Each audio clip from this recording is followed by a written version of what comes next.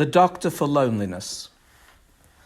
Loneliness leaves in its wake anxiety, depression, schizophrenia, cardiovascular disease, reduced immunity, high blood pressure, just to name a few conditions statistically correlated to social isolation. Add to the mix that loneliness raises the risk of dying by a whopping 26% and is statistically more harmful than obesity, in fact, as bad as smoking 15 cigarettes a day, and loneliness suddenly becomes the new COVID. All these associated ailments of loneliness require highly skilled and expert medical attention with potentially high costs and lengthy aftercare.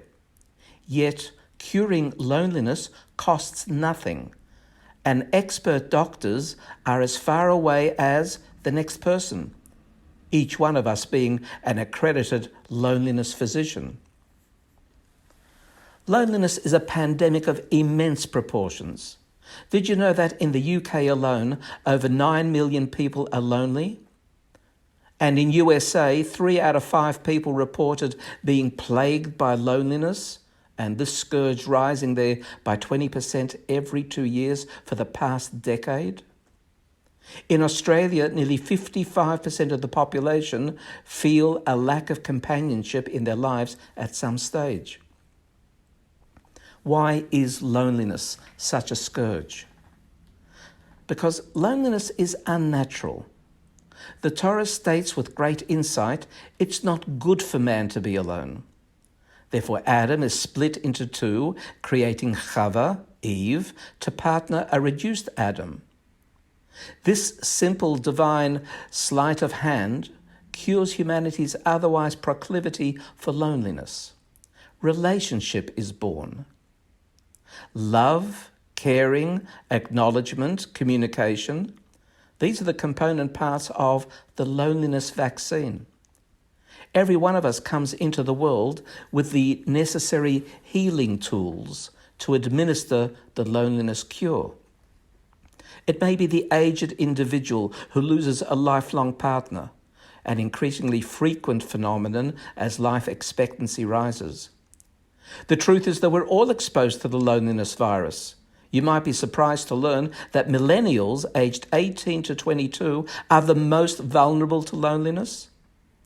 In the jungle of modern metropolis, no one is immune to the dehumanizing effects of social isolation. Love is not a two-way street. We don't give love because there's a payoff at the end of the road. Love has no expectations of reciprocity or reward.